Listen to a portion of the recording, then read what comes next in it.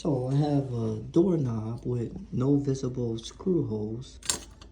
So what happens is, once you take off the knob, that comes off. So it'll go on like this, and then it'll kind of clip on. So, and then the knob has a little slot in it on the side that snaps in here. See there? And to take the knob off,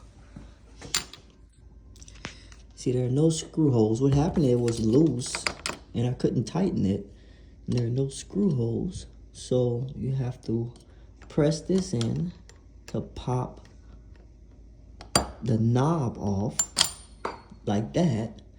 Then still no screw holes. This pops off.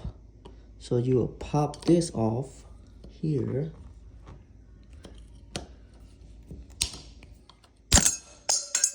That pops off. Then it reveals the screw so you can tighten it back. There, on this type of knob. Then if you turn it, this is the exterior door.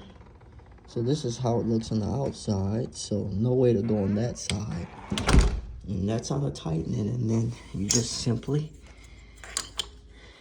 pop this back on. Press it there. Slide your knob back on. Align with the slot. Snap. Wow, everything's tight.